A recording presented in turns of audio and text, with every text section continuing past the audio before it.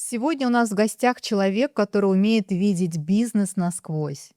Не только через цифры и графики, но и через глубокие психологические процессы. Проектный директор, антикризисный управленец и эксперт, который соединяет в своей работе жесткую системность и тонкое понимание человеческой природы. У нас в гостях Рената Басаева.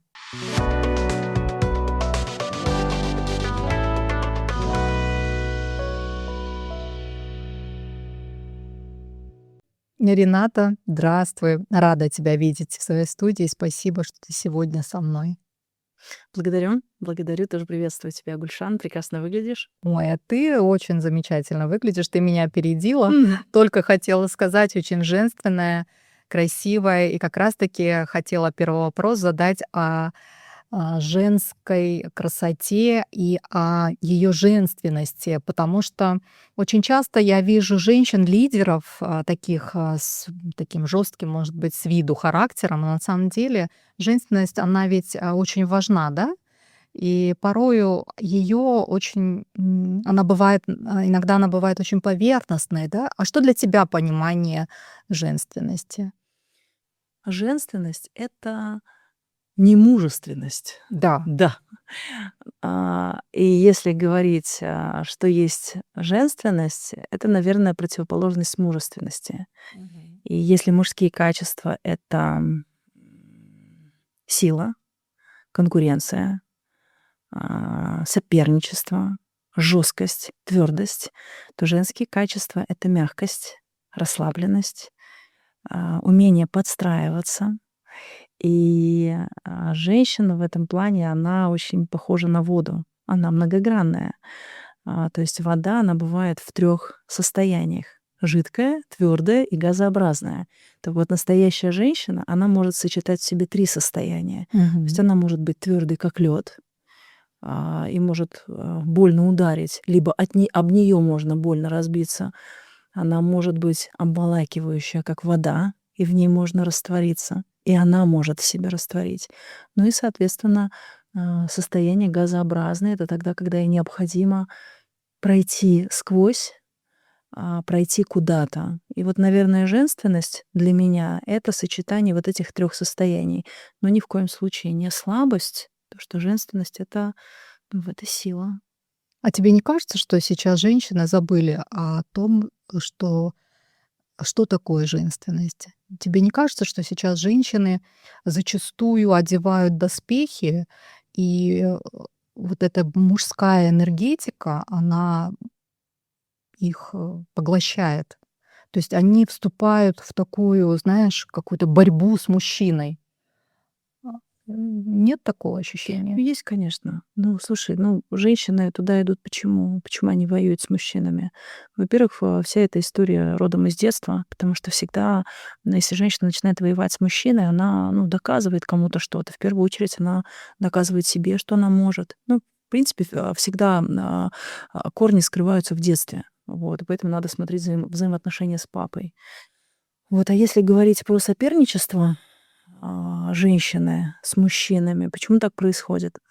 М, Потому что женщины, то есть изначально они их не обеспечили чувством безопасности.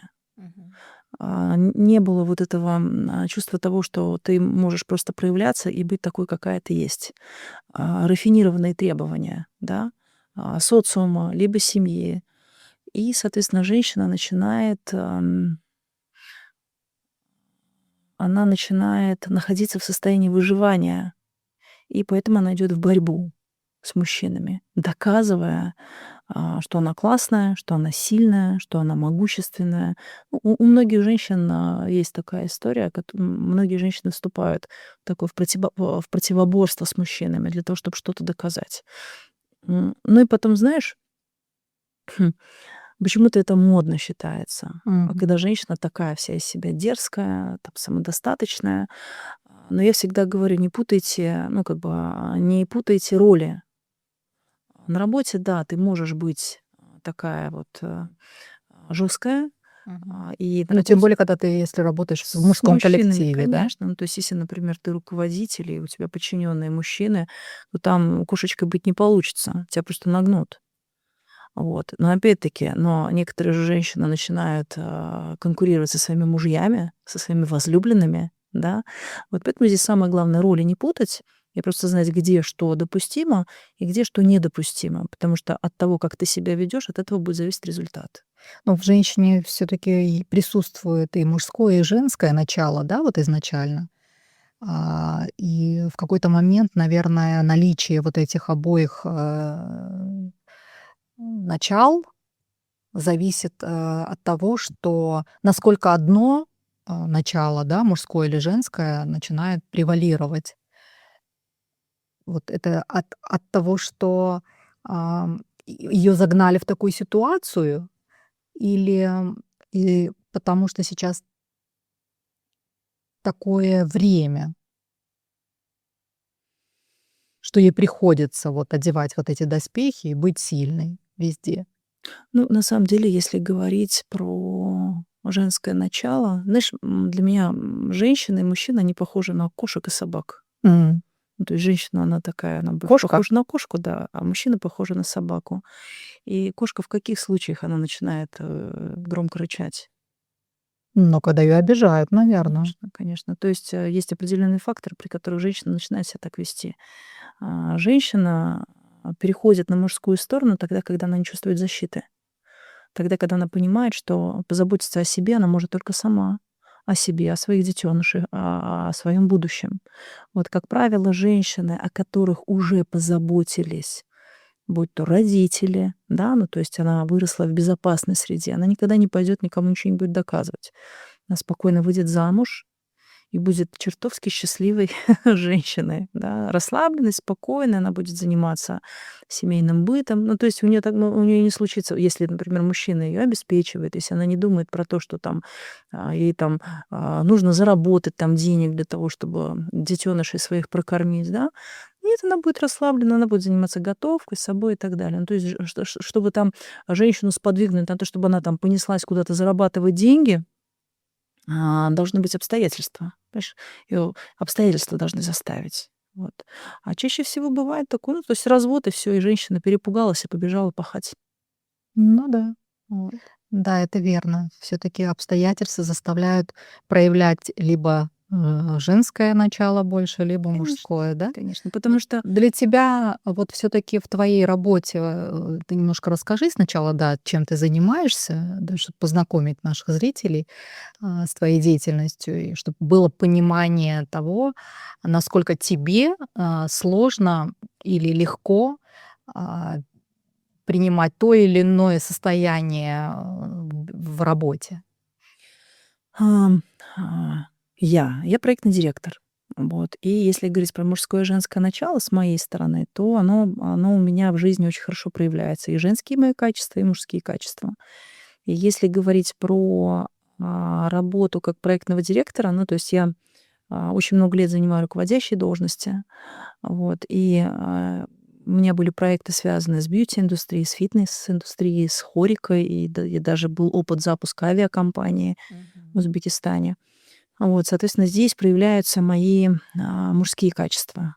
Вот, это конкретика, структура, ясность, лидерские качества, тем более, ну, существует такая нумерологическая психология, где по цифре можно определить качество характера, да, Какая-то цифра. единичкой. Вот. Лидер. Лидер, да. Вот, соответственно, здесь проявляются все мои мужские качества. Здесь можно и пожестче, да, то есть М. здесь я спокойно могу там и настройку, вот, и собрания проводить, и там протоколы, регламенты, здесь все жестко.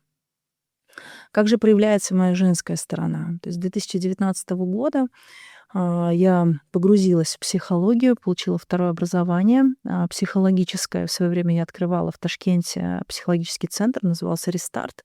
И психология зашла в мою жизнь. И я Этот, был рестарт для женщин больше или для Это был мужчин? тренинговый центр. Тренинговый. Тренинговый центр, основанный на психологии. То есть там была психология Для лидеров? продаж. Нет, для всех. То есть там велась работа и с метафорическими картами. То есть там проходили разные мастер-классы, семинары, тренинги. Ну, в 2019 году до ковида это был прям нонсенс. Ну, то есть все такие: "Вау-вау-вау". Что Это это? очень Да, это было интересное. что-то очень интересное. Ну, то есть в России тогда это уже было на таком на подъеме, а в Узбекистане еще этого не было. Вот. И, психология. То есть я поняла, что, психология — это же то, что вот тонкое, то, что Да. связано с душой. Психология, эзотерика. И я поняла, что вся эта история, она очень окликается у каждого человека. И я начала увлекаться психологией. Дальше, я стала проводить различные консультации, стала консультировать женщин, стала собирать женские круги, делать различные мероприятия, проводить трансформационные игры.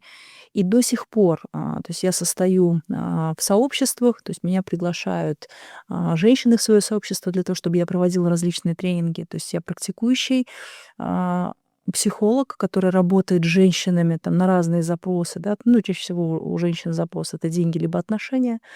Вот. Это здесь проявляется моё женское начало, Мгм. скажем так. И поэтому здесь я, конечно, проявляю себя с двух сторон, но это относительно работы. Да. Но также у меня есть и личная жизнь. Я очень рада, что я вышла замуж, и, здесь, раскрылась совершенно другая сторона моей женственности. Это чувство, когда ты можешь расслабиться. Теперь ты работаешь не потому, что надо, а потому, Мгм. что ты хочешь. И это совершенно другие ощущения. Совершенно другие ощущения. И то есть это еще больше раскрыло мою женственность, это еще больше расслабило меня. Потому что если раньше я считала, что женщине не обязательно нужен мужчина, но она сама может. Сколько лет ты считала, что женщине не До обязательно? 38 лет я считала, что женщине не обязательно нужен мужчина. Потому что я искренне верила в то, что я зарабатываю, у меня Я все хорошо. сама, Я все да? сама, да. Я все сама могу. Такая мелочь. Мужчинки — это такая мелочь. Вот. И, на самом деле мужчина приходит на состояние. Мгм. И когда ты готова, даже знаешь, как это происходит? То есть до определенного момента ты настолько хрупкая внутри, что ты снаружи строишь, вокруг себя вот эту оболочку, вот этот панцирь. А когда проходит время, то есть, потихонечку этот панцирь спадает, потому что ты становишься достаточно сильная и достаточно закаленная внутри. Тогда в М. этом больше нет необходимости. Нет необходимости показывать зубы, нет необходимости быть сильной. И ты расслабляешься, и на расслабленное состояние приходит тот самый мужчина. Тогда получается, вот когда женщины задают вопрос: "Почему я такая красивая, я такая хорошая, я такая успешная, и я одна?" Значит, они не готовы к тому, чтобы в их жизнь пришел этот мужчина. Ну, чаще всего женщина не бывает одна. Это иллюзия. У женщины всегда кто-то есть. Просто это может быть реальный мужчина, либо виртуальный мужчина. М. Понимаешь, потому что в женской голове может жить мужчина годами, бывший. Мгм. Она может до сих пор То есть он сидеть. занимает это Он место, занимает это место. пространство. Конечно, конечно. То есть если ты хочешь купить новый диван, избавься от старого. Поэтому, когда женщина говорит: "Я одна", нифига она не одна. То есть она может быть в отношениях с бывшим мужем, у нее там может быть кто-то, с кем она переписывается. То есть постоянно, в жизни, женщины кто-то есть. Поэтому это место занято. Что как только место вакантно, оно моментально заполняется. И заполняется, как правило, именно тем мужчиной, который соответствует этой женщине. И если ты не позволяешь мужчине быть сильным, Мгм. в твою жизнь придет слабый мужчина, безответственный. Если ты всю ответственность берешь на себя, если ты готова расслабиться и сдать бразды правления мужу, в твою жизнь придет ответственный и сильный мужчина. Но это, знаешь, я когда вступила в отношения, для меня это было как прыгнуть с вышки с 20-метровой. То есть ты летишь и думаешь: интересно, что там, водичка или кафель? И думаешь: ну ладно, если водичка — классно, если кафель, ну, разобьюсь, отряхнусь, пойду дальше. Ну, потому что в отношения, чтобы вступить в отношения, тоже должен быть определенный А уровень. сколько времени ты была одна, прежде чем вступить в отношения? 2,5 года. 2,5 года. Страшно было? Ты знаешь, нет, не скажу, что было страшно, было как-то, это было совершенно другое состояние. Есть состояние, это тоже опыт. И я считаю, что женщинам между отношениями нужно делать такие паузы, потому что именно это время позволило мне понять, какая я, чего я хочу, чего я не хочу, как бы я хотела, чтобы было. Вот. У меня была возможность посмотреть на мужчин, как они себя ведут, как они себя проявляют. И это тоже, знаешь, такой интересный экспириенс. Побыть одной. Потому что чаще всего женщины падают из отношений в отношения.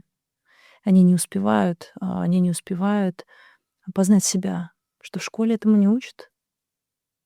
Но мне, кстати, в школе, наверное, все таки вот этот предмет психология, если раньше он у нас был, да, Мгм. я помню, А у нас не было психологии.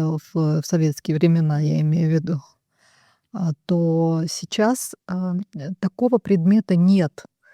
Ну, как ты считаешь, вот надо такой предмет ввести все таки? Однозначно надо. Я недавно проводила, ну, не как недавно, в прошлом году я проводила, встречу, в частной школе "Лидер".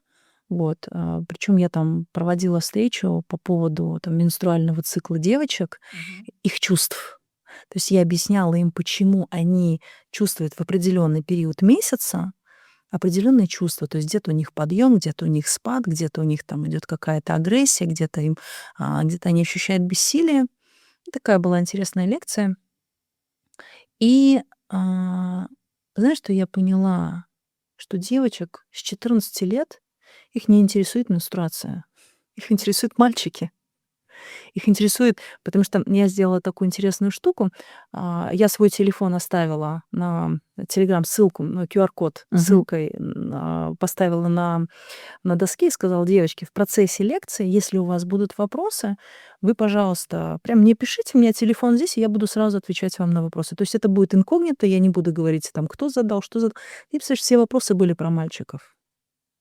А что? А что делать, если он тебе не пишет? А М. что делать, если вот это? А что делать, если, соответственно, вот эта вот лекция, она потихонечку переросла в такой ликбез по отношениям. Ну, потому что зачастую ведь дома не спросишь маму, да, об Конечно, этом. конечно. И подростки, они находятся в таком, периоде, когда им хочется узнать мнение более опытного человека. И, если дома нет такой близости между родителем и ребенком, то, конечно, они воспользовались подходящим моментом и Здесь дело даже, знаешь, не в близости. Не мама должна про это рассказывать. А кто? Потому что есть неуютные вопросы. Неуютные вопросы про секс, неуютные вопросы про чувства. Потому что чувствам не прикажешь. Слушай, ты можешь влюбиться в 12 лет и в 11 в зрелого мужчину, в учителя, например, да? Такое же тоже Мгм. может быть. Маме ты об этом не скажешь. То есть, и должно, ну, должен быть кто-то, Учитель. учитель, То есть наставник, наставник, наставник, который расскажет, что это почему это, да, да, почему происходит. так происходит, что в принципе все нормально, и что с этим делать, что все твои чувства, они нормальные, что это норма испытывать все это. Вот, но этому не Не обучают. только девы, не только у девочек ведь И у проблема бывает, и у мальчиков, мальчиков. конечно. И вот как раз-таки, когда ты говорила о том моменте, когда происходит у девочки там менструации, у нее какие-то там ПМС и какие-то состояния, об этих состояниях ведь и мужчины тоже должны знать. То Однозначно. есть, когда, допустим, если бы проводился такой предмет, тогда бы и были готовы. Зачастую бывает так, что мы же об этом не говорим, и в процессе уже совместной жизни, когда мужчина и женщина живут вместе, он не понимает, что с ней происходит. Она там что-то без настроения, или она там фыркает, а он даже и понятия не имеет о том, какие чувства, какие гормональные там всплески в ее организме происходят, да. И вот как раз-таки, если бы на самом деле все вот это вот изучалось уже в школе, да, то было бы, наверное, намного проще, Ну, я думаю, мы к да, этому придем, ты знаешь. отношения. Я думаю, мы к этому придем, потому что сейчас новое поколение альфа, они уже совершенно другие. Ну, то есть они на уровне ДНК уже все чувствуют и понимают. А так как дальше сейчас кто у нас там? Зумеры, Мгм. зумеры, да? Зумеры будут учителями альфа. Вот, они, я думаю, введут и урок психологии, и познания мужского, женского начала. Я думаю, это будет в школе со временем. Вот, но очень хочется, конечно, чтобы это было. Потому что, ну, вот даже у мальчиков, ты знаешь, у мальчиков уже тоже много вопросов. Конечно.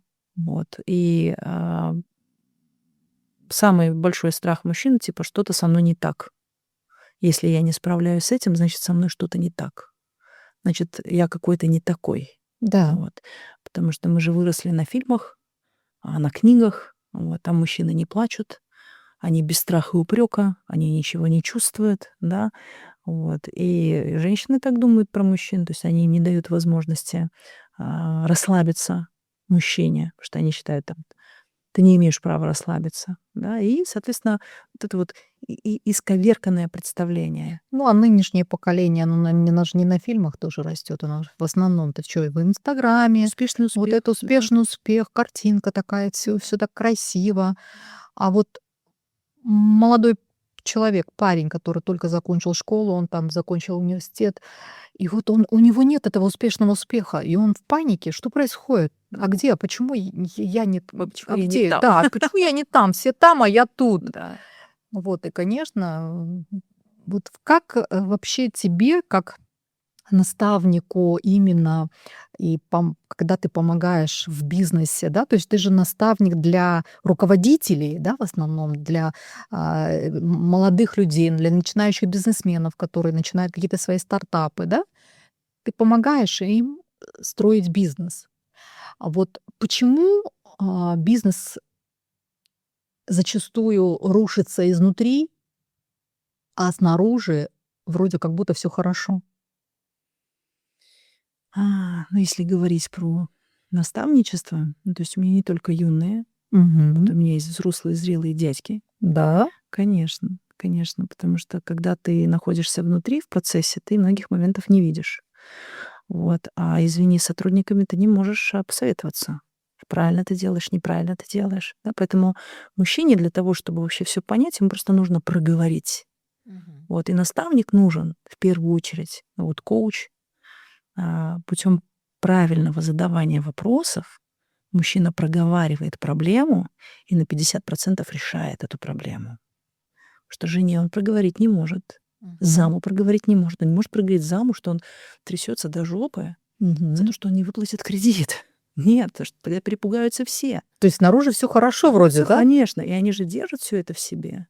Вот, и так вот, вот эта вся история с наставничеством нужна в первую очередь для того, чтобы человек мог проговорить свою проблему в экологичной, безопасной, конфиденциальной среде и сам ответить себе на вопросы.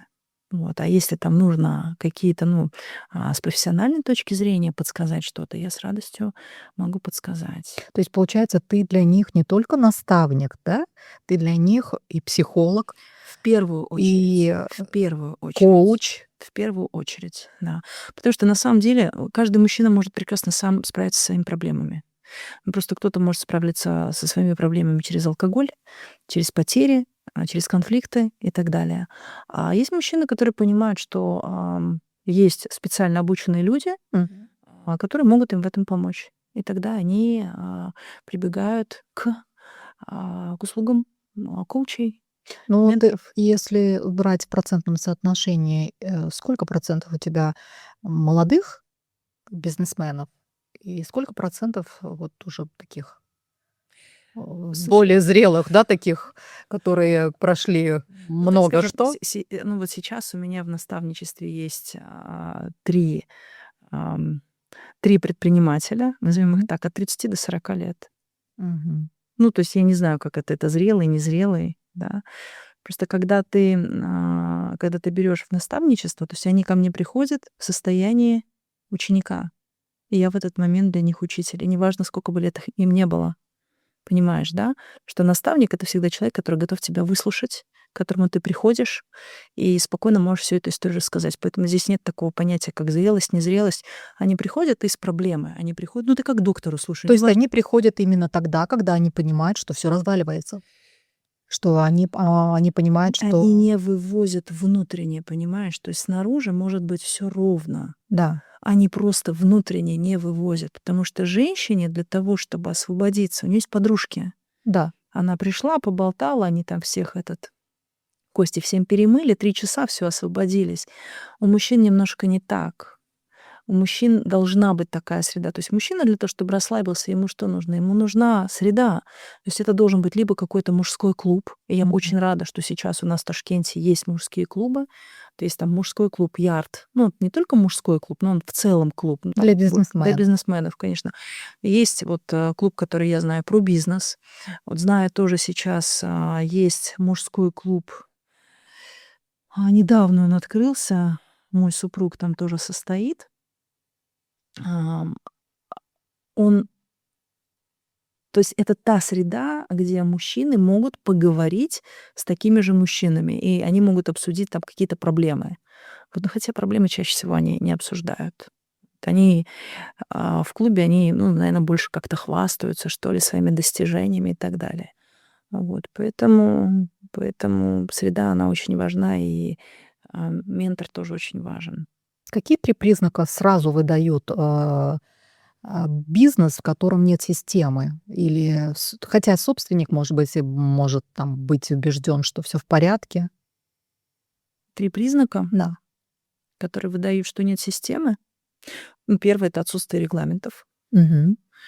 А, ну, то есть отсутствие внедренных регламентов.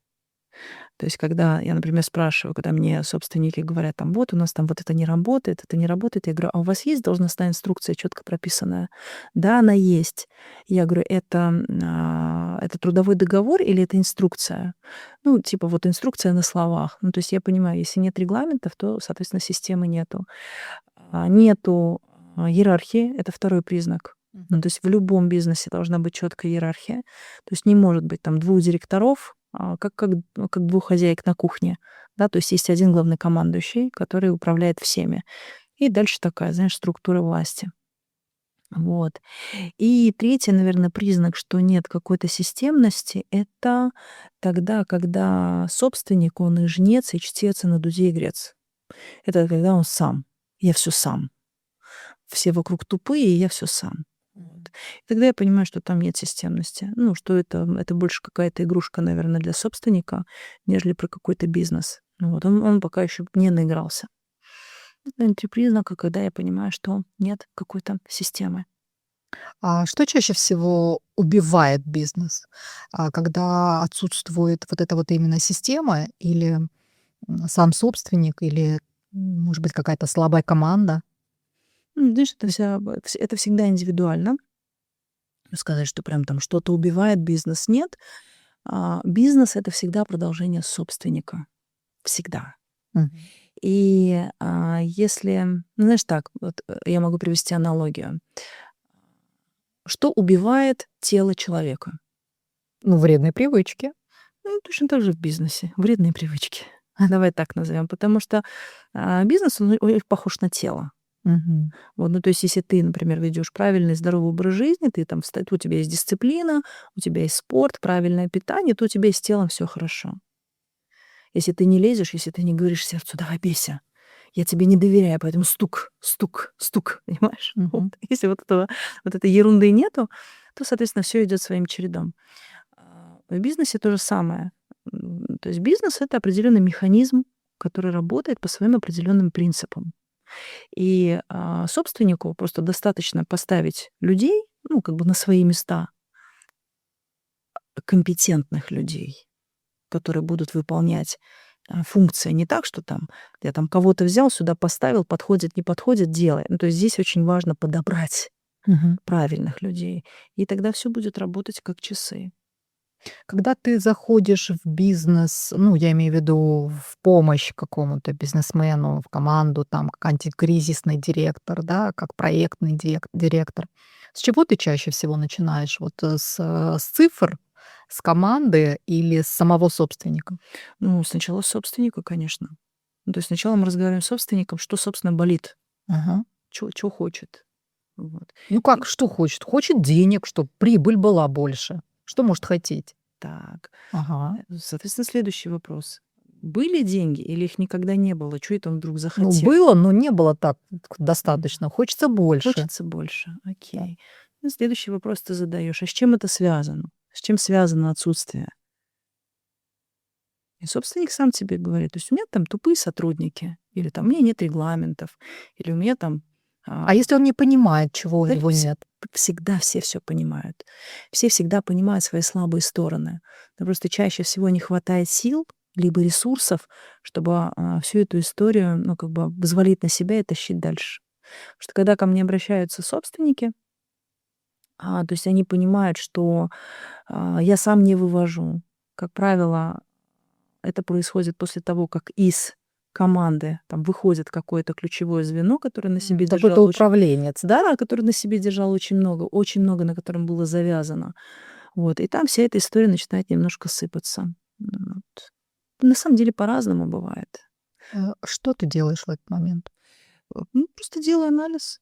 Делаю анализ, смотрю, что происходит. Смотрю, если нет этого сильного человека, ну, в любом случае, знаешь, в любом бизнесе должен быть управленец. Должен быть человек, на котором, на энергетике которого весь этот бизнес строится.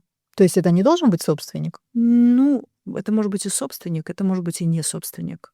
Ну, вот смотри, например, бизнес, да, и был управленец, и раз он что-то вот не понравилось ему что-то, он уходит.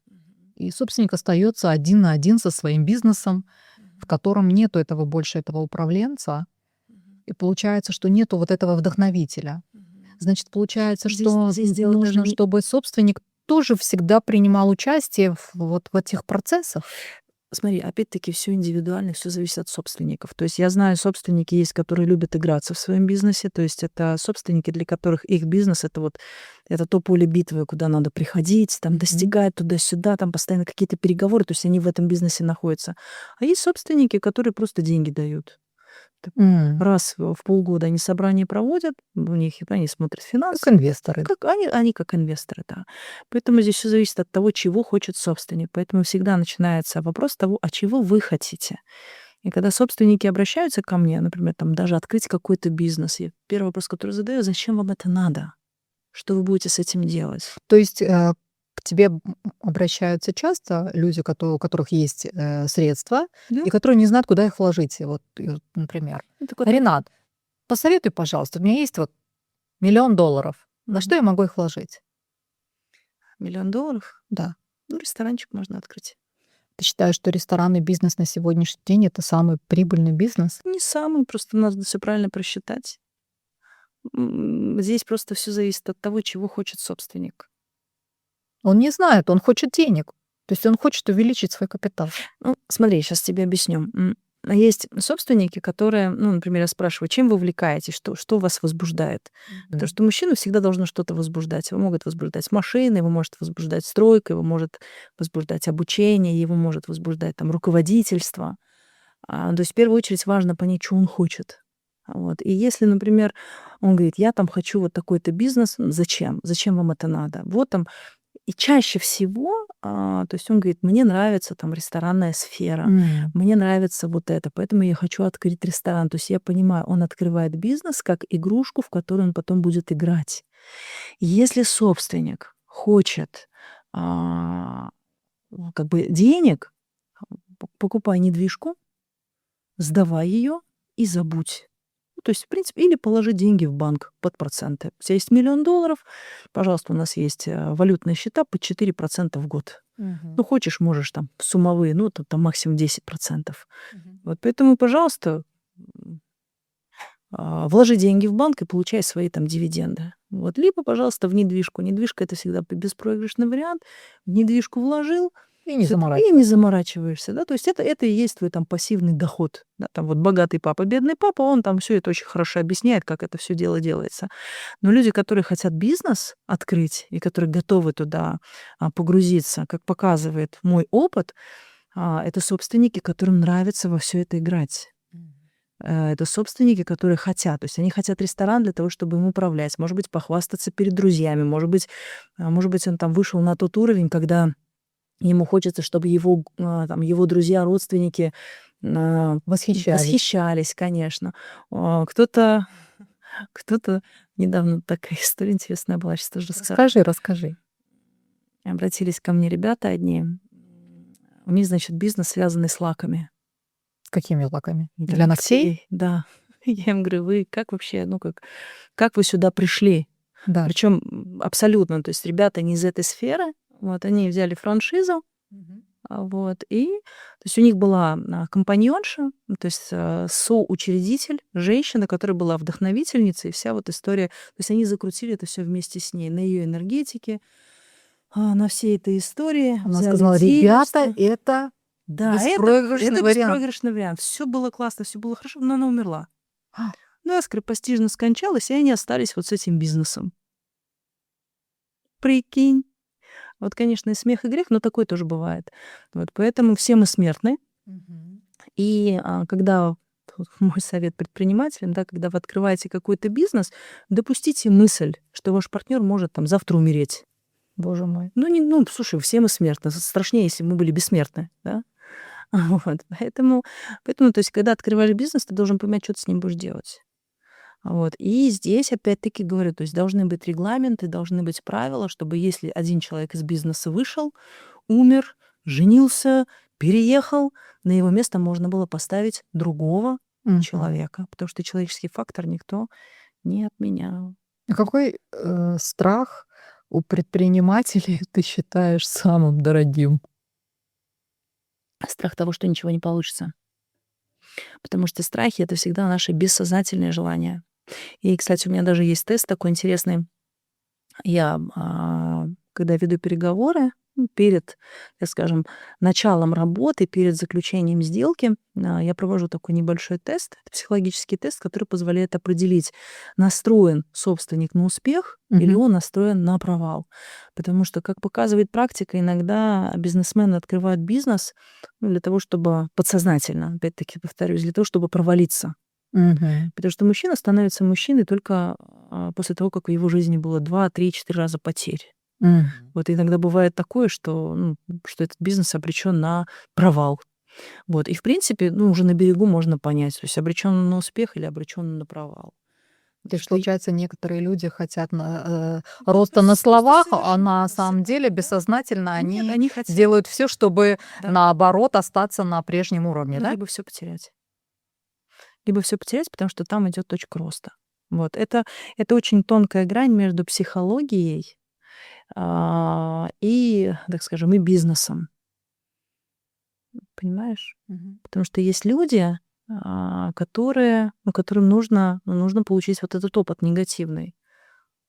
То есть Просто они намеренно идут вот да, в эту пропасть да, для того, да, чтобы упасть на дно. да, для того, чтобы что-то потерять. Ну, например, приведу пример, тоже у меня есть в менте.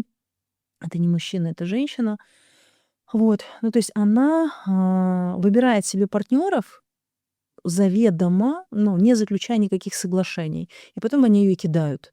То есть она идет намеренно на риск. Первый раз, понятно, да, но первый раз, можно сказать, по глупости. Второй раз — это уже не глупость, это уже закономерность. Мгм. И то есть она все прекрасно понимает, но она надеется. Ты знаешь, вот когда ты бежишь по полю, видишь грабли, вот это говоришь: "Да не, будет не так больно, да ничего страшного, Мгм. проскочу". Вот, но это же говорит о том, что, намеренно человек туда идет. А значит, ему недостаточно было первого опыта, когда его кинули. Значит, он Это там что-то какой-то не это понял. какой-то мазохизм в бизнесе? Здесь дело ты знаешь, это точно так же, как вот многие женщины, да, то есть она понимает, что там пахнет абьюзом, Да, но она же идет опять в другие отношения. Там же идет такие в же. такие же. Да. Значит, ей это нравится? Значит, ей это нравится. С бизнесом то же самое. Потому что иногда ты даешь решение, готовое решение, что сделать. Мгм. Увольте вот этого, не надо жалеть деньги на управленца, он будет стоить вам денег, но он вам все сделает. Сделайте вот это, да, ну то есть доктор прописывает лечение. Он говорит, вот это сделайте. Но они же не делают. Мгм. Почему? Ну, значит, им все нравится. Получается так. Получается так. Потому что некоторые просто, им просто нравится вот мысль о том, что я что-то делаю со своим бизнесом, я вот куда-то там, я что-то меняю. На самом деле ничего не меняется. Вот. А некоторые есть, которые конкретно приходят и говорят, да, вот я хочу вот это, вот это, вот это. И когда ты видишь, как они начинают это делать, и ты видишь потом эти результаты, и ты невероятно гордишься этими людьми, какой путь они прошли, то это совершенно А другая ты история. думаешь, вот они, когда идут ну, заведомо они знают, что там будет провал, и они как будто бы намеренно идут, а может быть, они просто рискуют и думают, что нет, я справлюсь, будет все хорошо. Понимаешь, есть у нас Или ты это прям вот видишь, ты это чувствуешь, да? существует, понимаешь, у нас человек, он как айсберг. То есть вершина айсберга — это твое сознание, и есть внутренняя глубинная часть — это твое подсознание, это твое бессознательное, и оно управляет твоей жизнью. Ну, то есть ты не можешь это А ты предугадать. видишь это сразу? Ну, конечно, есть определенные техники, где это можно просто спокойно посмотреть. Ну вот смотри, давай сразу, чтобы это было интересно, приведем пример. Готово? Да. Есть желание какое-нибудь у тебя? Сейчас? Ну, вообще любое желание есть, можешь загадать. Либо там связанное там с работой, либо еще что-то. Ну, А там, можешь, машину мне купить. Ну, нужно это вслух произнести? да-да-да, давай. Ну, чтобы мы пример показали. Пусть это будет любое желание. Я хочу виллу на берегу моря. Я хочу виллу на берегу моря. Мгм. В связи с этим я боюсь. Чего ты боишься? А я ничего не боюсь. Так, в связи с этим мне надо. Мне нужны деньги. Все. Соответственно, это простое упражнение. То есть, когда я хочу, это то, что я люблю. Мгм. Я люблю виллу на берегу моря. Да. Я боюсь. Если бы ты сказала, я боюсь, что я не заработаю, это твой подсознательный страх. Значит, ты хочешь не заработать, потому что ты виллу особо не хочешь. Если у тебя нет страхов, соответственно, у тебя нет никаких подсознательных блокирующих программ, которые заблокируют тебе эту виллу. Ну, то есть, ты реально просто ее хочешь и хочешь. Да. И я могу, это, вернее, то, что тебе надо, это ты можешь. То есть ты можешь. У тебя есть деньги для того, чтобы ее приобрести. Понимаешь? И вот это короткое такое психологическое упражнение, оно может показать твои подсознательные страхи, потому что подсознательные страхи — это и есть твои подсознательные желания. Поэтому, когда ты собственнику говоришь, чего вы хотите, Мгм. он говорит, я хочу там вывести свой бизнес там на такой-то определенный уровень, тра-та-та, тра-та-та. Я говорю, хорошо, а в связи с этим чего вы боитесь?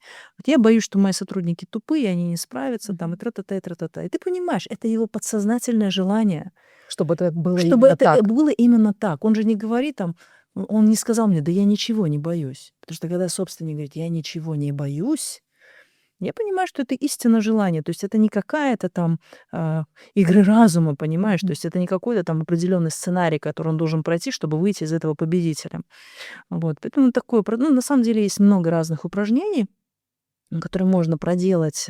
И мы, кстати, когда я провожу различные мероприятия, там вот с женщинами, кстати, вот будет мероприятие, я тебе то, что писала, Да. вот, мы проводим там такие штуки интересные. То есть инструментарии, которые могут тебе позволить, ну, как поговорить со своим подсознанием перед Мгм. тем, как начать там какой-то свой бизнес. Это тоже очень интересная штука. Ты можешь сразу определить по человеку и понять, какой финансовый потолок, он может как бы пробить. По поводу финансового потолка, тоже есть, кстати, классное упражнение. Я тоже, когда провожу всякие бизнес-встречи, я его делаю. Финансовый потолок, так скажем, финансовый, ну, да не потолок, финансовая емкость у каждого человека, она индивидуальная. И И он ее сам себе ставит. да, да. Но это, слушай, вот у тебя есть бицепс? Мгм. Вот он больше, чем у твоего мужа? Нет, он у меня меньше. Меньше. А почему, как ты думаешь? Ну, потому что он мужчина, я женщина, я же другого телосложения. Ну, опять, есть же женщины с большими бицепсами. Есть. Но они же на фарме. Ай. Не обязательно, не обязательно. Ну, то есть есть женщины, которые, ну, которые там накачанные, да, например. И энергоемкость — это тоже это определенный навык. Его тоже нужно прокачивать. То есть мы сами себе устанавливаем какие-то рамки. Конечно, Так получается? конечно. Если, значит, я в своей голове расширю свои рамки, чтобы заработать определенное количество там денег, да, Мгм. значит, получается, я сама себе ставлю это потолок. Ну да и нет. А, Ну, сейчас, а сейчас ты тебе можешь объясню. мне этот потолок увеличить, Конечно, например? конечно могу. Конечно могу. Вот смотри, твой финансовый ежемесячный доход это сумма дохода твоего первого круга окружения. То есть у М, тебя есть окружение, то есть мгм. твои близкие люди. Их, как правило, 5 человек. Кто входит в близкие люди? Ты имеешь в виду близкие люди — это семья или Ну, это близкие те люди — люди, с это которыми ты общаешься постоянно. Это люди, Мгм. которые живут в твоей голове. Это люди, с Мгм. которыми ты переписываешься каждый день, с которыми ты созваниваешься. Вот если взять, доходы этих 5 людей, поделить их на сложить, поделить Мгм. их на 5, а, твой ежемесячный доход, он будет составлять эту сумму. А если я не знаю, какой доход у этих людей? Знаешь, всегда знаешь. Давай попробуем. Ну, давай. Давай. Значит, смотри, назови, пожалуйста, 5 людей, которые, ну, есть в твоем окружении. Семья тоже может входить? Ну, не знаю, все зависит от того, как много ты с ними взаимодействуешь, как часто ты с ними взаимодействуешь. Ну, мой супруг, Супруг, окей, мой брат, брат, окей, еще, мама. мама, еще. Но детей не будем считать, потому что у них нет дохода.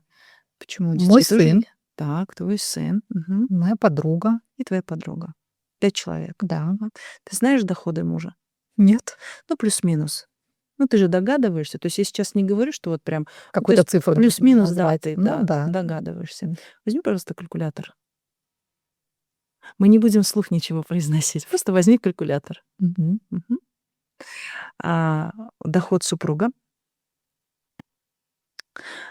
Теперь, значит, твоя мама. У нее есть доход?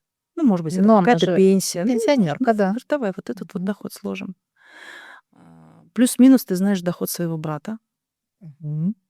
Мгм. Плюс-минус ты знаешь доход своего сына. Мгм. И плюс-минус ты знаешь доход своей подруги. Мгм. Вот эту сумму подели на 5. Мгм. Что получилось? Хорошая цифра. Хорошая цифра. Да. Она соответствует твоему доходу сейчас. Она больше. Это говорит о том, что это твоя точка роста. Мгм. Мгм. Вот, то есть на сегодняшний день, потому что твое окружение определяет ну, твою энергоемкость. И вот эта цифра — это тот доход, который ты легко можешь делать сама. Мгм. Но бывает наоборот, когда доход не соответствует. Да, ну, например, там, когда у женщин там какие-то бедные подруги с кредитами, есть там какой-то брат тунеядец, да, к примеру, есть там муж, который там не работает, есть там сын, который тоже без работы, Сидит на шее. сидит на шее, да, там у бабушки, например. И Мгм. она все это дело складывает и такая, блин, вот такая вот сумма вышла. А что нужно сделать, чтобы увеличить всю эту историю? Послать нахер подругу, брата, Мгм. вот этих вот всех людей, которые тащат тебя вниз. То есть, получается, Заменить их. говорить о том, что, мы должны выбирать всегда людей успешных рядом с собой, чтобы, достичь какого-то успеха. Это правда? Абсолютно. Ты знаешь, по законам квантовой физики частицы ведут себя соответственно тому, кто за ними наблюдает. И вот смотри, сейчас я за тобой наблюдаю. Вот мы с тобой встретились, и я являюсь наблюдателем. Да? Мгм. Что ты мне будешь рассказывать? О себе Да, я правду только. только самое лучшее. Ты не будешь говорить, слушай, вот у меня такая жопа, я вот здесь вот кредитанулась, вот здесь вот так вот, вот так вот. Нет, ты будешь рассказывать мне то, чтобы соответствовать мне, чтобы тебе не было передо мной неловко. Мгм. Согласись? То есть ты будешь, показывать свою лучшую сторону. Мгм. Как ты будешь одеваться, в какое заведение мы с тобой пойдем, на какие темы мы с тобой будем говорить. То есть, получается, А мы теп должны адаптироваться к той среде у тебя это автоматически автоматически. получается, понимаешь? А теперь смотри, у тебя есть, например, одноклассница, которая в разводе, у которой ребенок болеет, там, я не знаю, аутизмом, вот которая не вылазит из долгов, она попросила тебя с ней встретиться. Ты будешь разговаривать, ты будешь ей рассказывать про то, какой замечательный дом у тебя на Кипре? Нет, конечно. Нет, конечно. Ты будешь рассказывать ей про то, какие ты запланировала мероприятия, и про то, какую деятельность ты ведешь, какое сообщество собираешь. Нет, конечно. Ты будешь сочувствовать. Да. И ты будешь говорить, слушай, у меня тоже дочь вот недавно приболела, у нее тоже так горлышко болит, так переживаю за нее. То есть ты сонастроишься с ней на ее волну. понимаешь? Поэтому тот, кто является наблюдателем твоей жизни, определяет твой энергопотенциал. Мгм. Тот определяет частоту твоих вибраций. Поэтому успешные люди, они никогда не будут общаться с бедными, критичными, больными, нездоровыми людьми. Ты можешь это делать в качестве благотворительности, если тебя об этом попросят. Но это будет так, то есть все отдала дань и полноте. Вот. Ну вот это вот, знаешь, заниматься спасательством и так далее. У меня был тоже, я проводила в клубе в одном тоже встречу, не помню на какую тему, но я там привела очень классный пример. Представь себе, что ты сейчас с ногами залезла на вот этот диван, Мгм. а я стою внизу, и ты пытаешься меня поднять на этот диван, а я не хочу подниматься. Как ты думаешь, ты сможешь меня поднять на диван или я опущу тебя вниз? Ну, физически я не смогу, скорее всего, поднять тебя. Хорошо. Ты меня Ну, давай стащишь. так, возьмем ребенка. Ну, давай, ну, пусть будет физически меньше, да. Ну, ребенок сидит на полу. Ты сможешь, стоя на диване, поднять ребенка наверх? Ну, десятилетнего. С трудом, но нас, скорее всего, я смогу его затянуть. Но чтобы его затянуть, нужно спуститься. Да, Да. А он тебя об этом просил? нет. Нет. Так вот, что получается? Чаще всего женщины пытаются заняться спасательством. Вот, они спускаются на уровень, ну вот на нижний уровень, потому что на нижнем уровне ты себя чувствуешь выше. Вот. А в идеале, конечно, в твоем окружении должны быть люди, которые выше, чем ты, Чтобы ты тянулась чтобы туда. ты тянулась, да. И тогда ты говоришь: блин, слушай, я так хочу, вот я хочу, вот у меня сейчас есть дом на Кипре, я хочу еще домик в Италии, я хочу свой собственный бизнес, вот такой, вот я хочу до международного формата его довести. Как тебе это удалось? Слушай, поделись, тебе же тоже было страшно. И все, то есть и эта женщина, она начинает тебе рассказывать, а как ей это удалось. Причем это могут быть финансы, это может быть семья. Да, ты говоришь: блин, Мгм. слушай, я хочу выйти замуж, вот расскажи, как тебе это удалось. Она говорит: слушай, ну вот такая вот была история, тра-та-та, вот я прошла вот такой-то путь. И опять-таки возвращаюсь к женским сообществам. В сообществе женщин у нас есть и те, которые внизу, и те, которые наверху. И те, которые внизу, они тянутся Тянутся. к тем, Да-да-да. которые... Но они за это платят. И за это платят. Значит, они изъявляют намерение Ага. пойти выше. Понимаешь, они обмениваются, это энергообмен. Мгм. Вот. А когда у нас подружки, которых мы просто спасаем, это не энергообмен, это просто, Это вытягивание твоей энергии. ну, это тешение твоего собственного самолюбия, назовем это так. Посмотрите, какая я крутая, ты бедная, несчастная, ну так уж и быть, И я я тебе тебе спас. помогаю. Да, я тебе помогаю. А где, на твой взгляд, заканчивается стратегия и начинается психология денег? Заканчивается. Ну, знаешь, во-первых, все это очень тесно связано. Поэтому если говорим про психологию, она везде. И Ну, потому стратегия. что же вот независимо там в женских мы там в сообществах находимся или там ты в мужском, зачастую же всегда проблема-то она бывает, не от нехватки денег, Нет, проблем от нехватки денег не бывает. а от Проблемы чего? бывают от нехватки любви. Ну, вот никогда не слышала такую фразу: "Я могла бы быть красивой, если бы у меня было много денег, побольше денег". Ну, женщина, слушай, я не спорю, деньги нужны, это очень важно. Но проблема у людей не от нехватки денег. Проблема у людей от низкой самооценки, от убеждений, от рамок, которые им были навешаны, и от состояния жертвенности.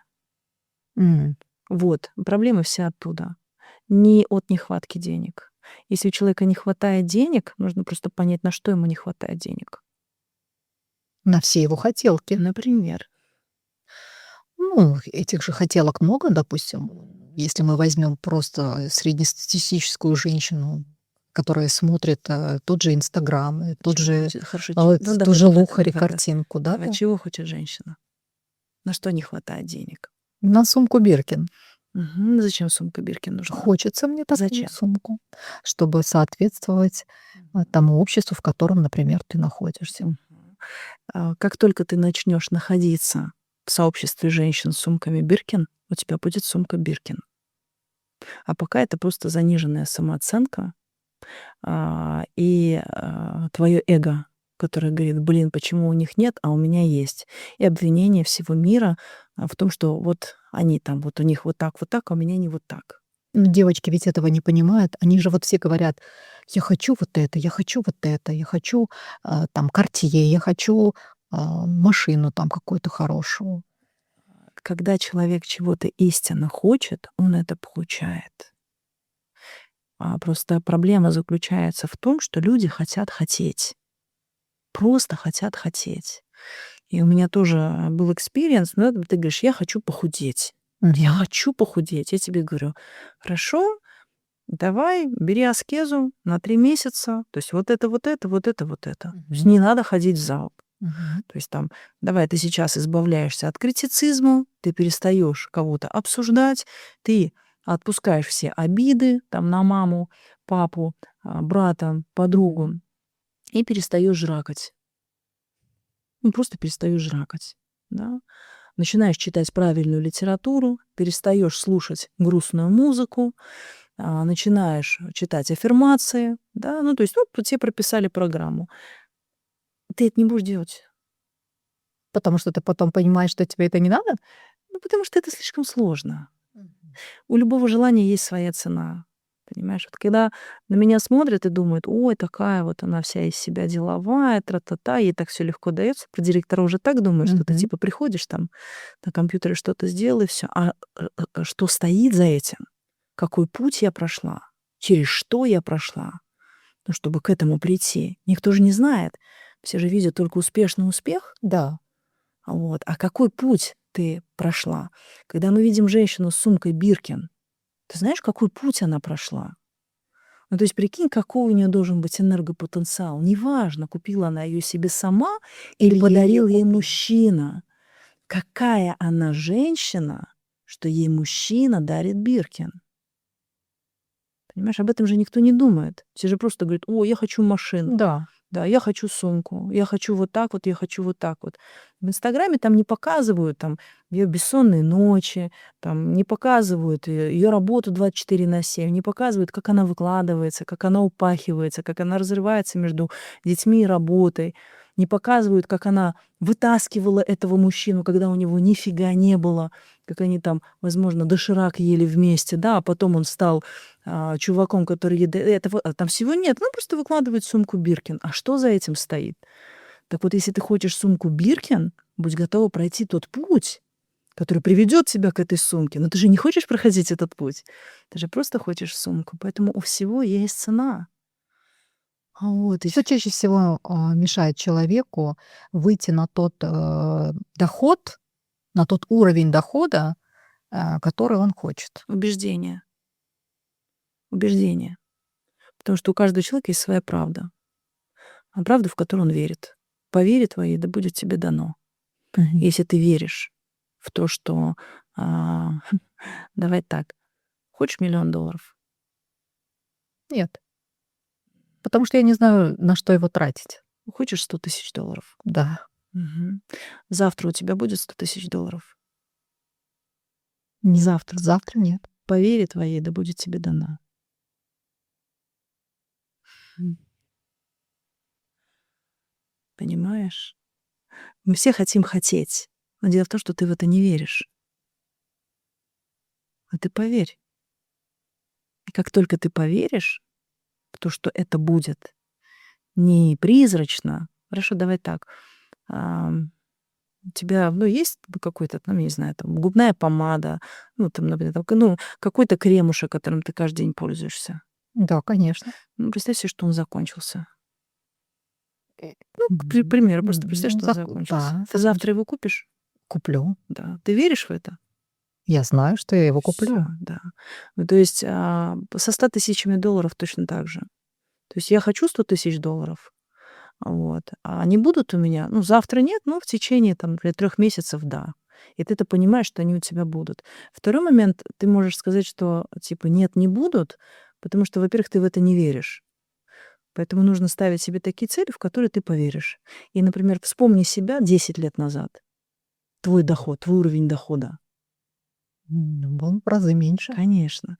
И если бы 10 лет назад ты сказала там, кто-то тебе сказал, что на следующий месяц ты заработаешь столько, сколько ты зарабатываешь сейчас, ты бы в это поверила? Наверно, нет. Нет, нет, ты бы сказала: "Нет, это невозможно". Но ты же к этому пришла, Да, ну, по принципу маленьких шагов, да. да.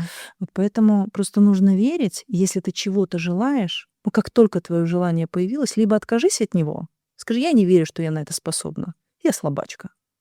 Ну, никогда я к этому не приду". Либо если ты что-то загадала, то скажи: "Я верю, что это возможно". Потому что если эта мысль появилась в моей голове, значит, я могу к этому прийти. Я не знаю, когда это случится, но я знаю, Но что это это будет будет. очень скоро, и это будет. Потому что в противном случае эта мысль даже бы в голову мне не закралась. Понимаешь, даже цели нужно ставить правильно. Ты учишь, как ставить цели? Безусловно, я этому тоже учу. А что на сегодня отличает настоящего эксперта Мгм. от той картинки, которую или той упаковки, которую мы видим в "Инстаграм"? Плоды его труда. Плоды его труда. Как увидеть, различить? На рынке сейчас так много, всяких экспертов, коучей, тех, которые чему-то хотят кого-то научить. Как отличить настоящего эксперта? Ты знаешь, вот я так тебе скажу. Если я иду к косметологу, Мгм. я смотрю на то, как она выглядит. Я смотрю на состояние ее кожи. Если я иду к психологу, я смотрю, закрыты ли у нее основные задачки, да, то есть все ли нормально у нее с телом, Мгм. все ли нормально у нее с личной жизнью, все ли нормально у нее с деньгами.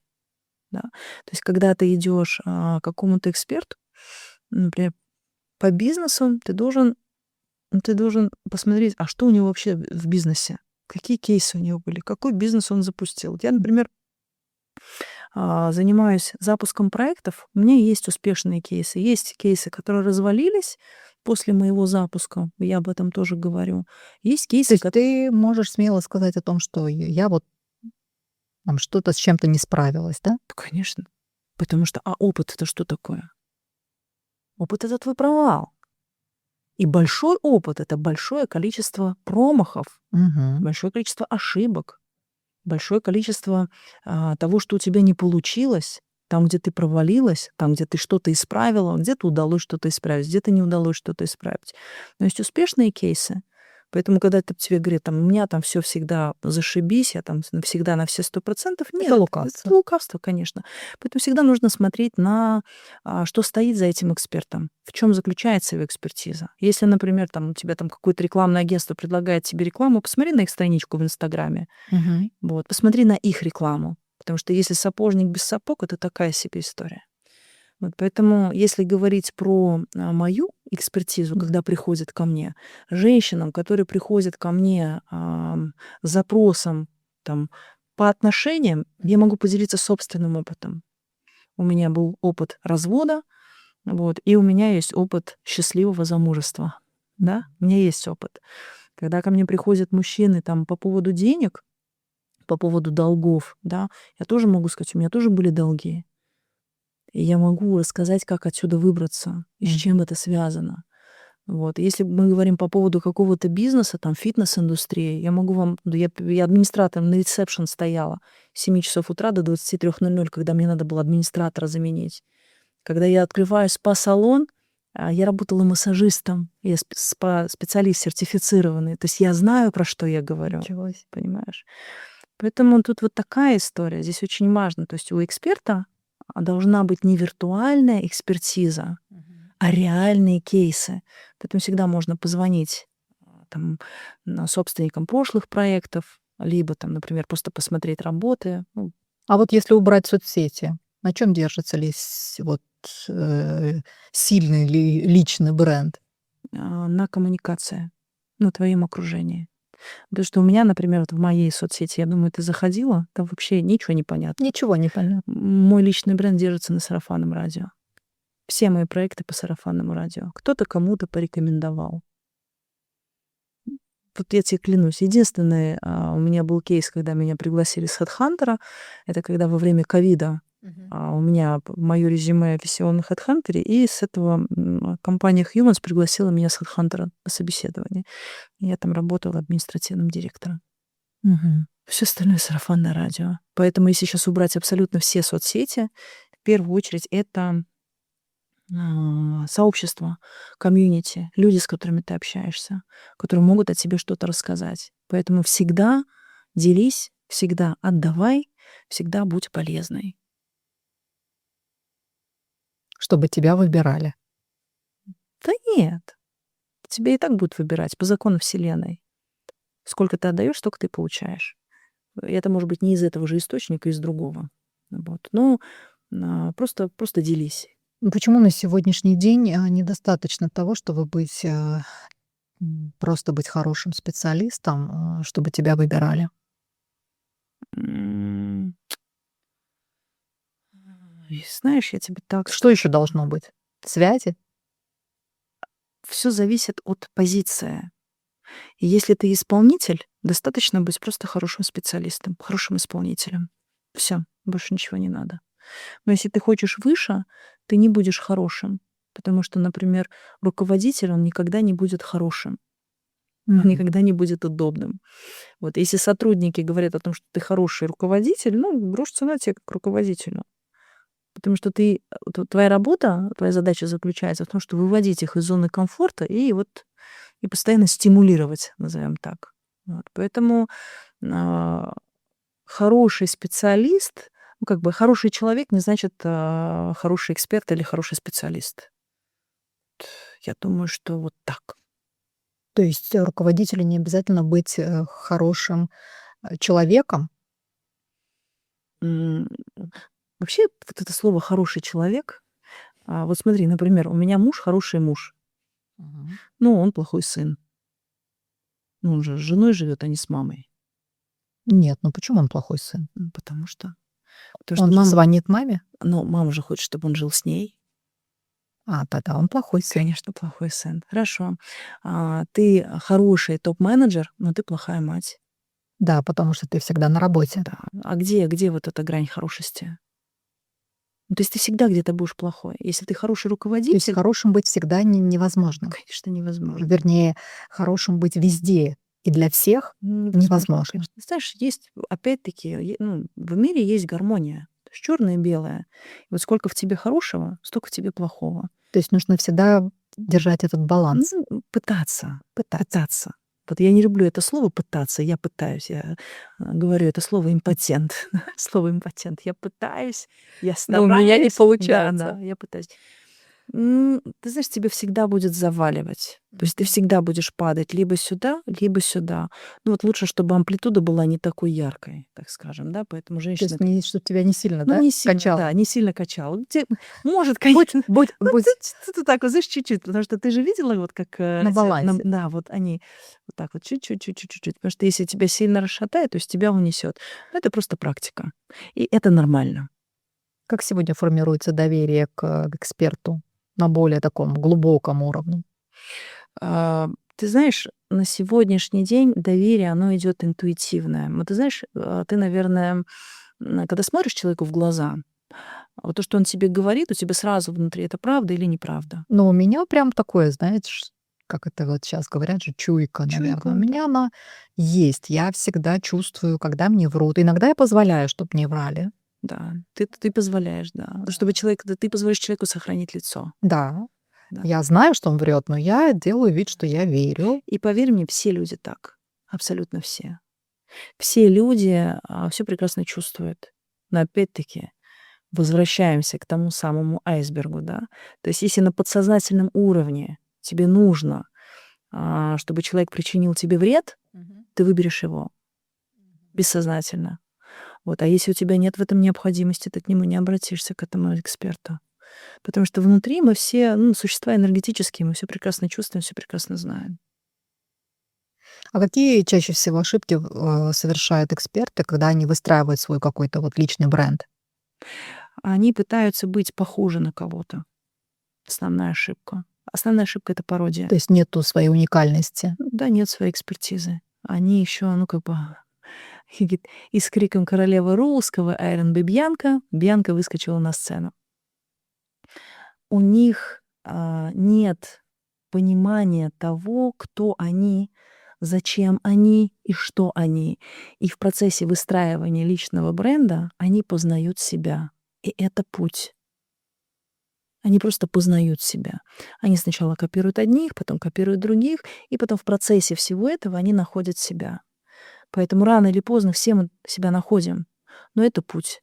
И иногда есть, вот как психологи же, они же в психологию не приходят здоровые. У нас же у всех проблемы, травмы там и так далее. Да? Тараканы в голове. Тараканы, конечно. То есть первые клиенты, первые пациенты — это наши подопытные. Вспомни свой первый кейс, да, свои первые Да, инсинуации там, в косметологические, когда там массаж делал да. трясящимися руками, да.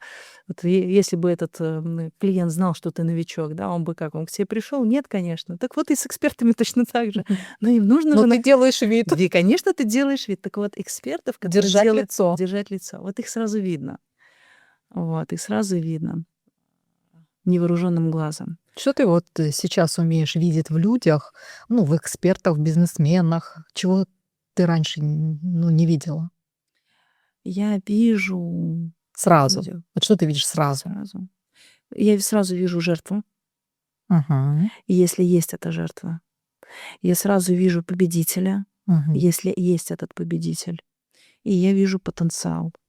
мгм. Потому что есть, вот у меня тоже приходит менти, там может быть вообще все плохо. Мгм. Вот, но я вижу, что там есть бешеный потенциал. И тогда ты берешься за это. Да, потому что я не трачу свое время просто так. Когда ты не берешься, когда ты отказываешься, А, ну, настоятельно тебя просят вот, помощи твоей там, Ты да? сейчас имеешь в виду сферы? Да, или сферы, или вот, или когда ты понимаешь, что нет, я даже лезть туда не хочу. А, Если мы говорим про личное, да, я не работаю с мудаками. То есть ты их видишь сразу? Сразу, конечно, Как вижу. ты определяешь мудака? Это двойные стандарты. М. Это двойные стандарты. Например, какие? Ну, когда человек лукавит, Мгм. когда ты видишь, как он относится в целом и в общем к жизни, к миру, ну, такое, знаешь, пренебрежение и такая некая фантазийность. То есть вот они такие фантазеры, они считают, что им все должны, вот, просто потому что они есть. То есть уже в процессе разговора, Конечно, с это в да, своем сразу видно, поведении да, по да. отношению к тебе какие-то Даже не фразы, ко мне. какие-то Нет, нет, действия, нет, нет? не ко мне. Телефонный разговор, если это кофейня, какое отношение там с официантами. То есть ты это видишь. Мгм. Ты видишь, я не знаю, вот, ну как, прости, конечно, но вот это слово мудак, я не знаю другого аналога. Мгм. Там все это знают. То есть с ними нельзя работать. У них двойные стандарты, это очень, ну, очень такие скользкие люди. И ты понимаешь, то есть когда ты задаешь вопрос, а что случилось, там, например, с этим, почему вот так-то, то есть ты слышишь, ты слышишь определенную историю, и ты понимаешь, что такая же история будет потом в дальнейшем с тобой. Если мы сейчас говорим про собственников, если мы говорим про менти, кого я не беру в наставничество, опять-таки, тех, которые хотят хотеть. Мгм. Вот. Ну, их тоже сразу видно. То есть, а, есть определенные, проекты, за которые бы ты, заведомо зная, не взялась Не возьмусь. ни при каких условиях. Ну, если мы говорим про проекты, это То есть проекты потому что они не совпадают какими-то твоими ценностями? ну да, если мы говорим про проекты, это проекты, связанные с алкоголем, с Мгм. сигаретами, ну, наркотики, все, что там запрещенное. Но вот если говорить про незапрещенное, это, сигареты и алкоголь. Ну, то есть вот туда бы я не пошла. Ни при каких Ну, нет, ни условиях и при ни за каких. какие деньги. Я не знаю, как это продавать, я не знаю, как это полюбить. В свое время я это любила, но сейчас я это разлюбила. Вот поэтому, я занимаюсь только тем, во что я могу влюбиться сама. То, что я могу, если бы, ну, как бы, там, возможно, 5 лет назад, если бы Мгм. мне предложили продвигать сигареты, я бы их с удовольствием продвигала, я бы сама там и курила, и все было бы прекрасно. Алкоголь тоже прекрасно, я бы тоже знала, как его продавать. Но на сегодняшний день я не употребляю алкоголь, я не курю сигареты. Соответственно, это пройденный какой-то этап моей жизни. И я, ну, как бы для себя я не считаю это полезным. Если не считаю это полезным для себя, я не буду всю эту историю продвигать. Какой самый важный профессиональный урок за последние 5 лет ты вынесла для себя? М, Профессиональный. Да. И есть собственники, которые не хотят, чтобы их бизнес процветал. Ну, то есть они делают вид, что они хотят что-то исправить, что они хотят что-то наладить. На самом деле это не так. И сколько бы ты их там оттуда не вытаскивала, сколько бы ты там систему не строила, они не хотят, сами не хотят. И им нравится. Вот у меня было несколько кейсов, не буду рассказывать о них, но это были достаточно интересные кейсы, когда ты понимаешь, что сам собственник саботирует свой собственный бизнес. Что ты чувствуешь в этот момент? Я чувствую, наверное, какой-то... Ну, как правило, я это чувствую... ну, вот последний вот один раз я уже как бы в любой проект, в который я захожу на, ну, так скажем, я сначала смотрю вообще, что я могу сделать. Это на испытательный срок. Вот. И на испытательном сроке, то есть ты понимаешь, что это немножечко не про тебя. Вот. Потому что если я захожу в проект, мне важно, чтобы, ну, все делалось так, как я говорю. Это знаешь, как ам, сфера, ну, косметология, да, вот я к тебе пришла, и я говорю: "Слушай, я хочу улучшить тотгор кожи, вот, я хочу вот, ну, там брыли подтянуть, там морщинки убрать". Вот. Ты мне говоришь: "Всё, не вопрос". И ты мне, значит, всю эту историю прописываешь. Ты говоришь: "Значит, сначала делаем вот это, вот это, вот это, вот это". Вот, а я потом тебе говорю: "Слушай, ну, смотри, мы с тобой ботокс делать не будем, колоться мы, конечно же, не будем. И массаж лица, имей в виду, я жесткий не люблю, поэтому про фейс-жим можешь забыть". Вот. То есть я тебя загоняю в какие-то рамки, Да, да, с которыми ты да, понимаешь то, да. что что тогда сделать? А чё делать? Молиться. Да. И вот ты приходишь в бизнес, и ты понимаешь, что нужно вот этого уволить, вот это уволить. Тебе говорят: "Не, нельзя. Это родственник, это Да. брат сестры или там это, дочка тещи". Ну, я не знаю, там что угодно. Их увольнять нельзя. Вот это делать нельзя. Ой, надо немножко помягче, чтобы они здесь все не разбежались. Вот. Ну, такие вот, есть моменты. И тогда ты просто понимаешь, что, это, ну, как бы, человек лукавил, когда говорил о том, что он реально хочет решить проблему. Потому что иногда достаточно уволить одного сотрудника или двоих, ну, чтобы все встало на свои места. М. Что для тебя на сегодняшний день важнее? Масштаб, влияние, деньги, свобода или качество жизни? Качество жизни.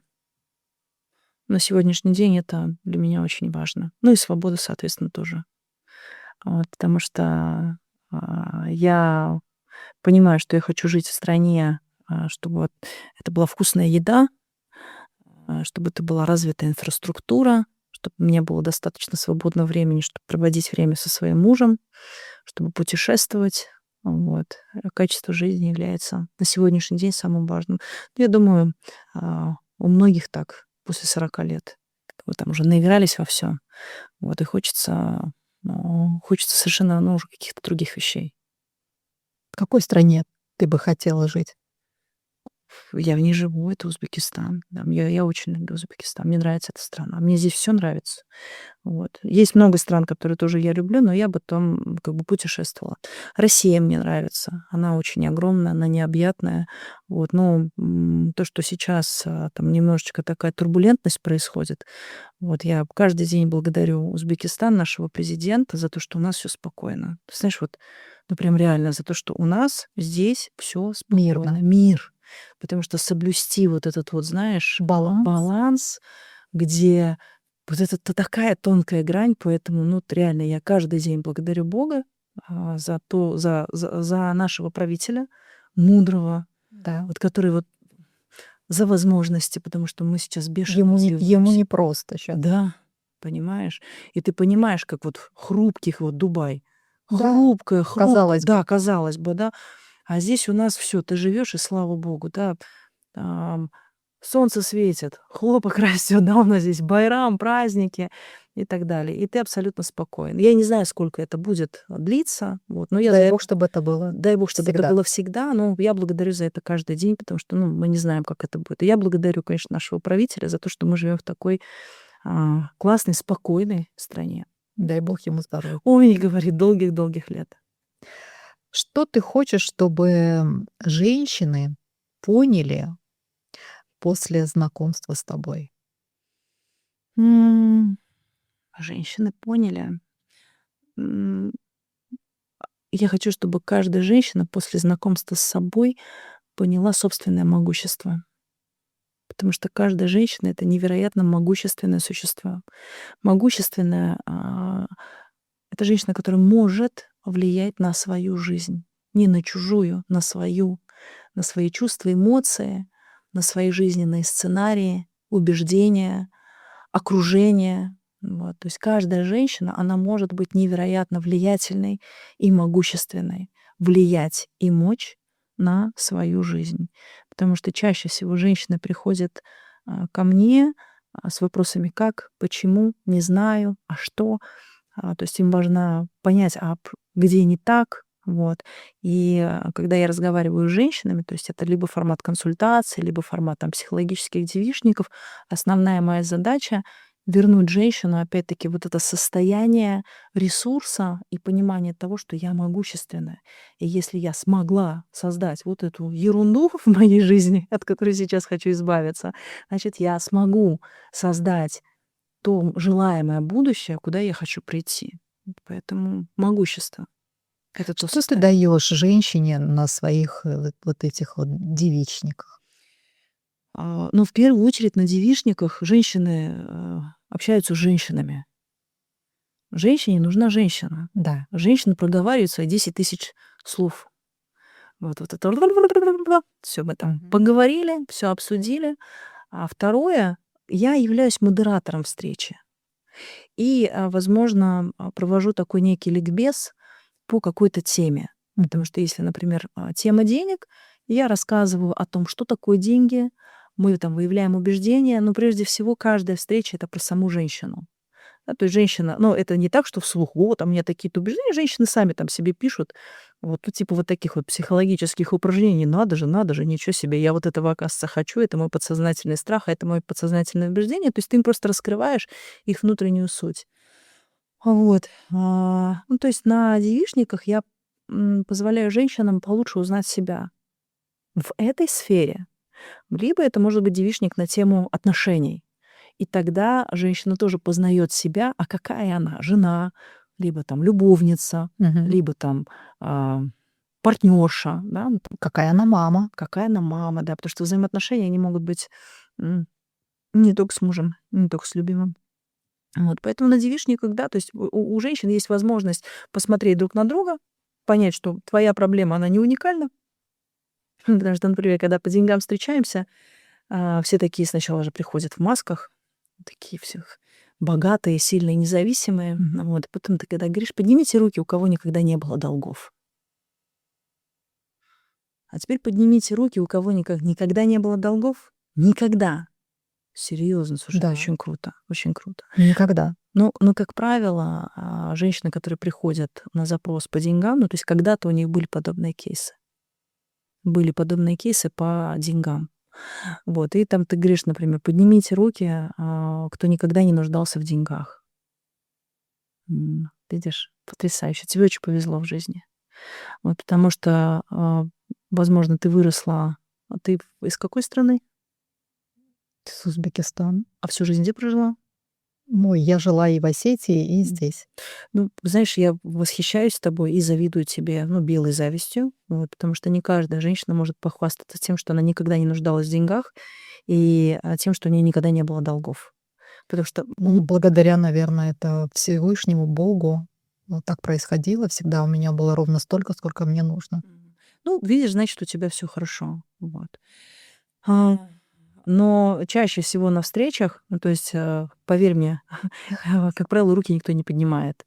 И когда руки никто не поднимает, женщина на встрече понимает, что, блин, оказывается, у всех точно такие же проблемы, как и у меня.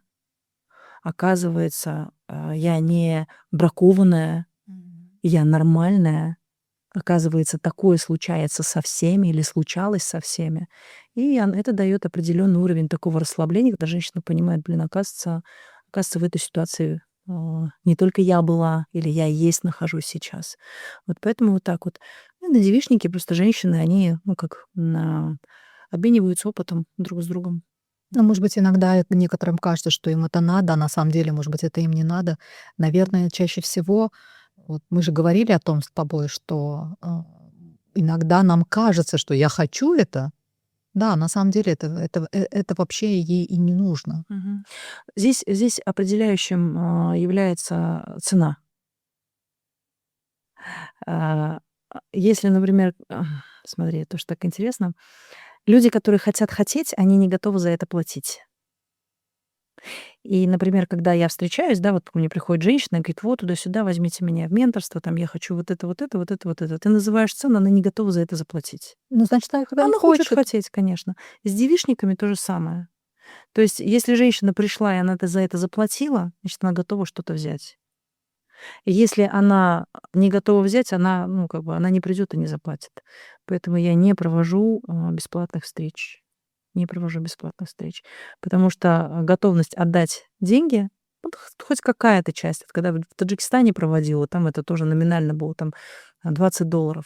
Мгм. Вот. Здесь, в Узбекистане, это тоже там 20-30 долларов. Это та сумма, которую каждая женщина готова. Ну, она имеет возможность заплатить, если она хочет решить свою проблему. Если она не хочет решить свою проблему, она не встанет, не пойдет, у нее там будет 10 отмазок, она скажет, там не получилось, там дети заболели, еще чего-то, еще, она просто туда не придет. Вот поэтому готовность решать проблему определяет готовность заплатить за решение этой проблемы. М. Какой вопрос ты бы хотела, чтобы тебе задали, но тебе его никогда не задавали? Но ты хотела, чтобы тебя спросили, и чтобы ты его озвучила? Я не знаю. Не знаю. Нет такого вопроса. Нет такого вопроса. Нет такого вопроса. Чем ты гордишься? Ой, горжусь.